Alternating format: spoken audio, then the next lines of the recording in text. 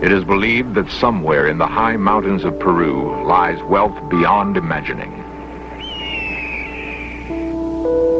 Gold, the lost treasure of a great empire. The empire was called Tawantinsuya, Kingdom of the Inca. White men called it something else. For them, it was El Dorado. They found that the fabled cities of gold were real. But if the mountains could speak, they would tell a sad story. A story of lust and greed and treachery. But men have not learned to read the wind or the cry of great birds that soar over lost kingdoms. The secret is safe for a while yet. The green world between the peaks has not given up the treasure of the Incas. Men still search, some out of love for the past, some out of love for gold. Now the In Search of cameras come closer than men have been before to the heart of the mystery of the great Inca treasure.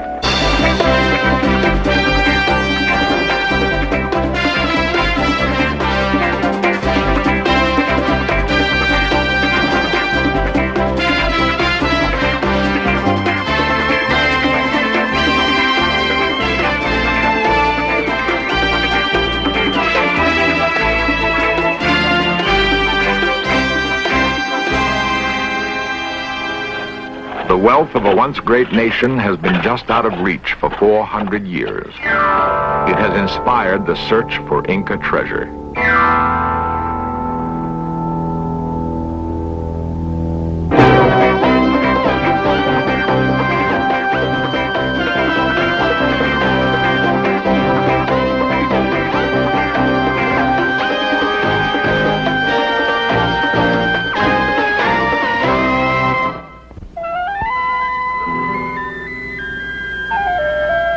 The great spine of the Andes Mountains accents one of the most diverse environments in the world.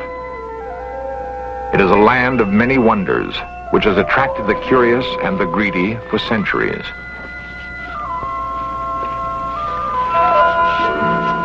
For some, there is wealth enough in the remnants of the Western Hemisphere's first great civilization. For others, pottery shards and broken masonry are not enough. They seek the precious yellow metal called gold. The mountains and jungles of Peru have provided an irresistible lure for centuries. There's the romance of faraway places and people with exotic customs, the feeling of being in a Shangri-La, somehow cut off from the crush of too many people in too little time. There's another ingredient in this appealing mix, the promise of treasure beyond imagining. It's a promise that has touched off wars and launched brave men on great adventures. The great city of the Incas was Cusco.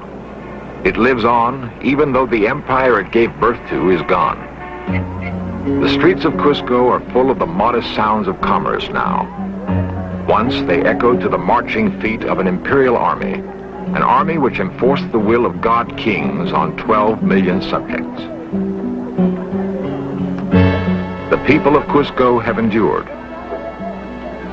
They are descendants of a race which conceived, conquered, then lost to a handful of Spaniards one of the world's most remarkable empires. Yet, relatively little is known of the roots of this remarkable people. The ruined Inca fortress of Sacsayhuaman is testimony to the Inca genius for building. Strong backs needed to haul great weight were conscripted from conquered peoples. The massive masonry was perfectly tooled, built to last forever. Thousands of artists labored directly for the state to embellish the palaces of priests and princes. The Inca excelled at engineering and advanced methods of irrigation and crop management.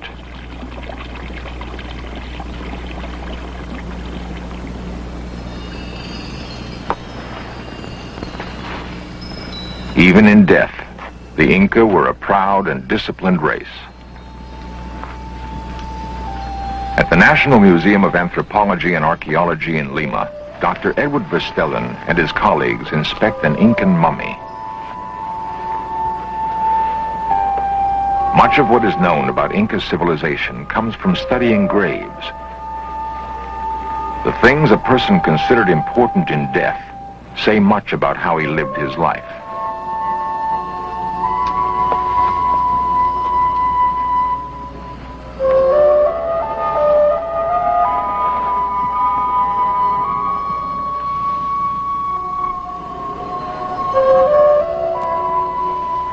To touch things that were precious to someone of another time, another world. It is an irreverence born of a need to know. In the quest for knowledge, investigators must compete with those whose quest is for riches. There's a thriving black market in Inca gold and artifacts. This Inca might have lived in glorious times. He might have seen an empire created in less than 30 years, or witnessed the arrival in 1527 of a Spaniard named Francisco Pizarro. That arrival was barely 100 years from the Inca's explosion of conquest. But for the empire, that was all the time there was to be. In one of the most amazing events of history, the great and mighty of the Inca nation would vanish into the jungle, driven into oblivion by 180 men in rusting Spanish armor. Hiram Bingham was one of many who would devote part of his life to following the blurred trail left by the Inca. The young Yale archaeologist and explorer entered the Andes in 1910. He believed that the Inca must have built another great city once they abandoned Cusco to the Spanish.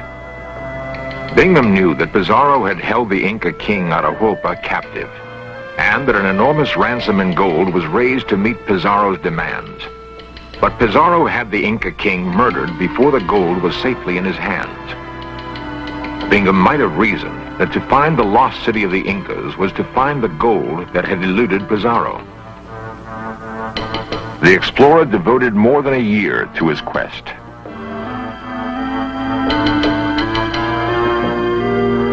Then, one insufferably hot day in July 1911, Bingham thought he'd found the mythical city.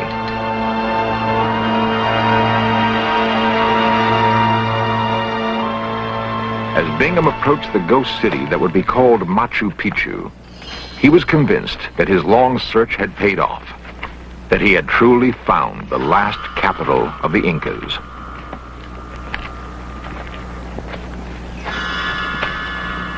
He found temples, but no hoard of treasure.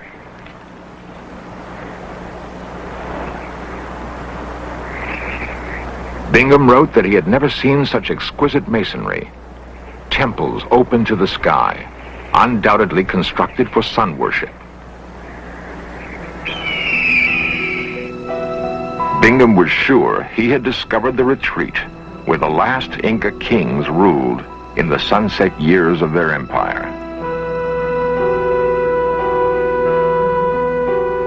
The road Bingham traveled to the discovery of Machu Picchu was a hard one. The world celebrated his prize, and the young explorer became one of the decade's most appealing heroes. But Bingham was wrong. Machu Picchu was not the last capital of the Incas, the legendary Vilcabamba. Like so much about the Inca civilization and its celebrated riches, the truth remained just out of reach. What was needed was other men of courage and vision to pick up where Bingham left off with his remarkable discovery of Machu Picchu, to pursue his dream deeper into the Andean wilderness. At the San Marcos University in Lima, Peru, are the offices of a world-renowned authority on Inca history. He is Professor Edmundo Guillen, and he has devoted his adult life to solving the riddles that perplexed earlier scholars like Bingham. On June 24, 1976, Guillen's work would make headlines around the world, and the In Search of cameras would be there to record his remarkable discovery.